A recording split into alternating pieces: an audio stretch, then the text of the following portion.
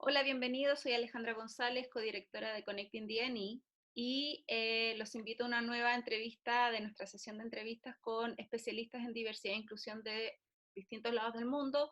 Hoy día en particular nos acompaña Lynda de Canadá, con la cual vamos a estar conversando básicamente las mismas preguntas, porque queremos entender la perspectiva que ellos tienen respecto hoy día a lo que este fenómeno mundial que nos está afectando y cómo podemos llevar esta práctica al área de la diversidad y la inclusión, que es lo que nos convoca.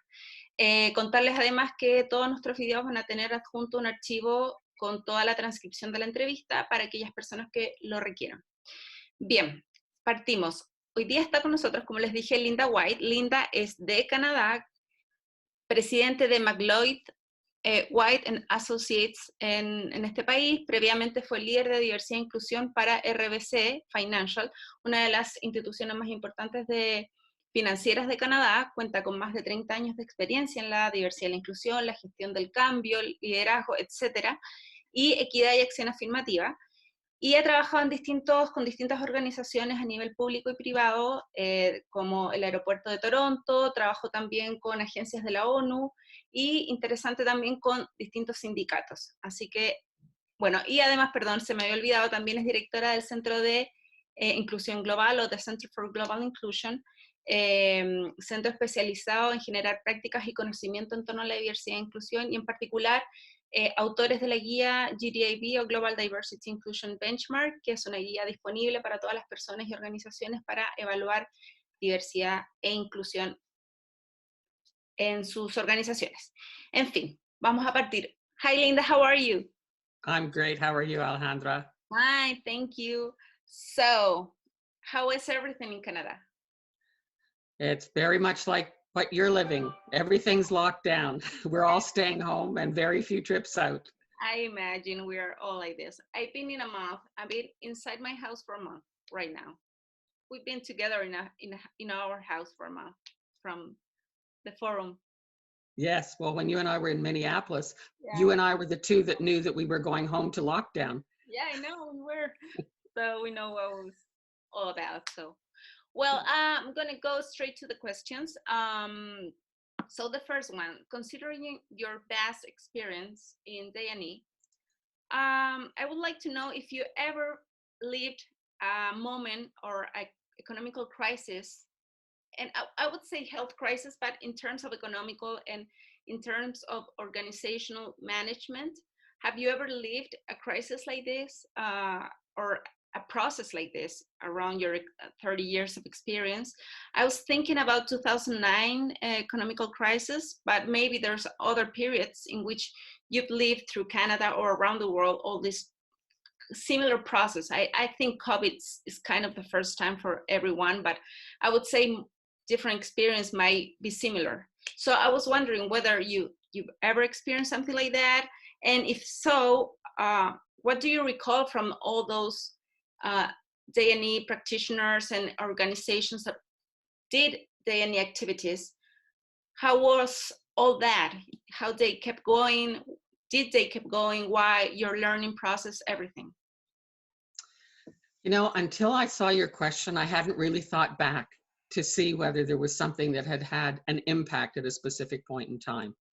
And when I started thinking about it, I realized that over the last 5 to 8 years, maybe a little longer, a lot of the diversity and inclusion practitioners I speak to have said that they don't see really good systemic work in the same way that they used to see it in the past. The work is a little more transactional, I would call it, rather than strategic. So when I started thinking about that, I thought, maybe this really does track back to the economic crisis in 2008 and 2009. Because as organizations had to pull back on finances, on budgets, on trying to keep staff, and actually through that, I didn't see cutbacks in diversity and inclusion professionals, certainly internally. But as I think back to that, I think that maybe is a period where many organizations moved back to compliance, to doing what they had to do because of government mandates or possibly shareholder mandates in some form, board mandates from their organizations. But I think that that slide back to doing what they had to do and pulling back impacted the quality of the work possibly going forward. Now, I'm not speaking about all organizations. There's some that did good work and continued to build on good work that they had done. But I'm also a firm believer that the work that we do should be based in organization development models. And that means you need to do diagnostics and hear what people are saying and be able to move forward with recommendations in an organization to meet the expectations of all the people in the organizations, the management, the shareholders, the public, the society, and all of the rest. And if that's the case, I think that that slid back for a while. Yeah. I also think that that was an experience that I saw particularly in North America. And at the same time, shortly after that 2008-2009 period, I saw momentum picking up in other parts of the world. And if you look now, you see that there's work that's been done in India, there's work that's been done in Pakistan, there's work being done in China, there's significant work being done in Australia. So I do think that other areas of the world were picking up at the same time as North America was doing a little bit of retrenching. Yeah, I imagine. And maybe the policies in the government policies that are related to D&E and human rights in general are stronger in Canada than probably different other countries. I was talking to the same thing with another friend of us in Australia, and one of the things that we do think about is that here in Chile, there's many things that are not made by law. It's all volunteer. So that's why many things won't keep going sometimes, because it's not part of the statement of the government and the country in terms of what is mandatory and what's not.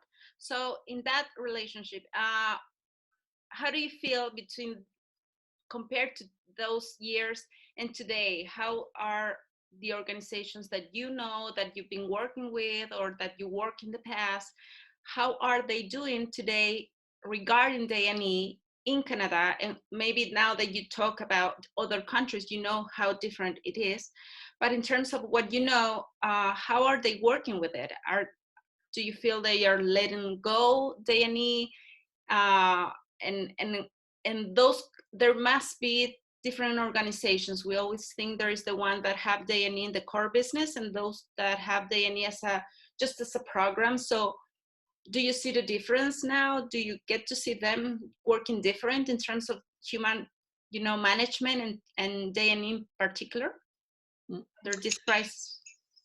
Yeah, I think many organizations have done a relatively good job of pushing D&I into their businesses. They may have some core, I call them core non-negotiables.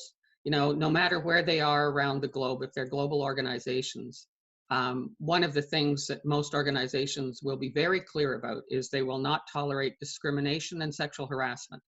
Those are core. Those are non-negotiable no matter where people are in the globe in most organizations. But then there are a whole bunch of things that get customized by the business and by the location, whether it's local law or whether it's competition or whether it's best practices locally. And the very dimensions of diversity, as we know, vary from one place to another. But I do think that many organizations looked at it as the right thing to do. And that wasn't enough of a push in many cases.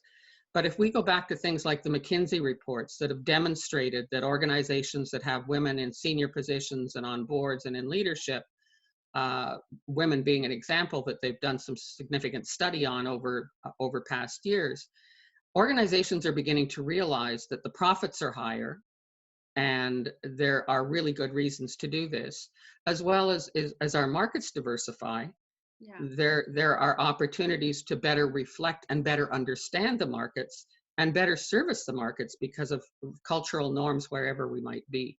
Mm-hmm. So I think that there are a number of things that are driving organizations today that go beyond compliance and government laws. Government laws and compliance absolutely have made a difference. And in countries that have it, it has made a difference. I think it's sped up the process. I can look at countries like Canada, the US, South Africa, it's sped up the process. Okay. But I think many organizations today are looking at it and realizing it's the right thing to do for a whole bunch of reasons, not just because of the moral value. Yeah. And in terms of the crisis, how do you see those organizations that say that this is important, that's, you know, the change factor? How do you see them doing this today in COVID, under COVID emergency? You know, it's hard to find organizations doing specific things, but two that have come to mind just recently are my previous corporate role was in RBC Financial. Yeah. And they just made a statement in Canada that they will not lay off any employees in 2020. Okay. Siemens did something similar. Siemens said that they would not lay off anyone because of COVID virus, that there may be some people on less than full-time workloads, but that they would not lay anyone off. So to me, I think organizations are looking to how we look after employees, and that to me is the right thing to do. Some organizations are beginning to look at wellness and putting employee resource groups into place around wellness specifically. I think the other thing that's going to be interesting as we come out of some of this is the disparate impact on rich and poor, or people who have health care and people who don't. There are a couple of major cities in the US where they've talked about the numbers of African Americans, where the population in the cities is under 30% African American, but the death rate is around 70% in the African American community. Those are huge numbers, and it's not just the US that's happening. There's a class line, there's a privilege line here, Yeah. and I think that we're going to have to really take a step back and look at who's been greatly impacted. The impact is greater for minorities in organizations, whomever the minorities might be, and more minorities in our societies. Yeah. So how are we going to look at that? And as we come out of this, I think there might be some more need for organizational diagnostics to see if there has been greater impact at an organizational level Yeah. for some of our minorities, and then be able to think, what is it that we need to do for everyone, and Yeah. specifically to ensure that anybody who has been impacted more greatly is Yeah. able to succeed. Yeah, I think we use the term in Chile. I don't know if it's in Canada as well, but we do co-responsibility. I don't know if it's translated the same, but in terms of Yeah. of how the organization is responsible as well of the private life, you know, of this employee. So I think that is important, because today we are faced in a different dynamic. We are not only thinking about this employee and their family and their outside time, but also as how is this family actually built in terms for me to work with this employee, to how can this employee be actually effective in this new dynamic of homework, work from home or home office, and does he have all this, the infrastructure, the health issues, everything. So that's a new way of thinking. I think organizations will have to be able to look that differently. It's not only my employee that comes to my office, but now I'm dealing with a lot of other factors, and it's not only the government, but it's also my responsibility as an employee, as a company, to do that. Yeah.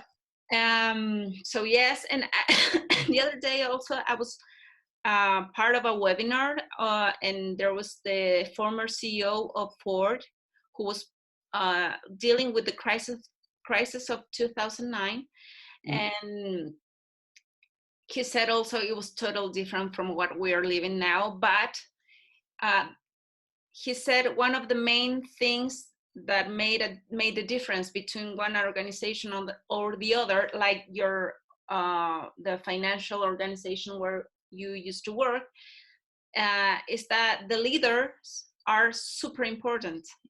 They are the ones that do the statement, and if they are the ones that believe that D&E and everything related to that is important, they will try to keep it no matter what. So do you feel the same? Do you think that the leaders are the most important piece in this process? They set the tone. They really set the tone. And what they require of the next layer of leadership is extremely important.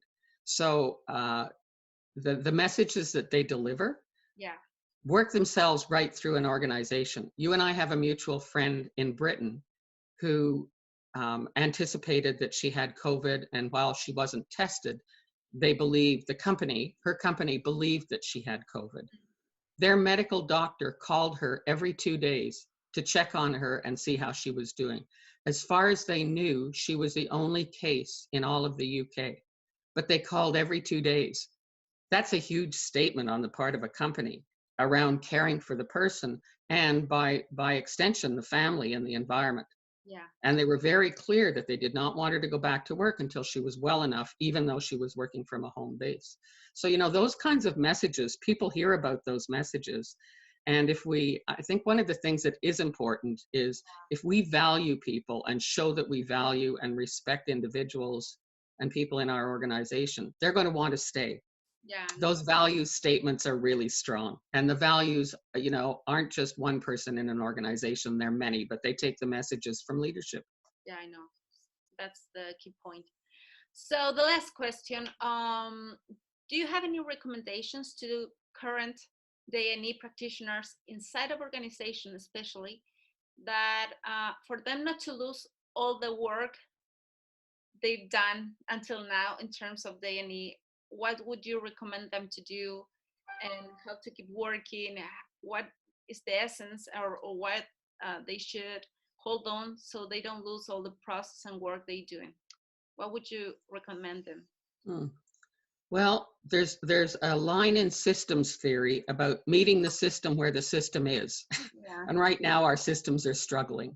Yeah. So I think that we, as we look at many people working from home, if organizations have not had a lot of people working from home before, there's some opportunities around the work-family life balance things that can be done in an organization to put new policies or procedures in place potentially.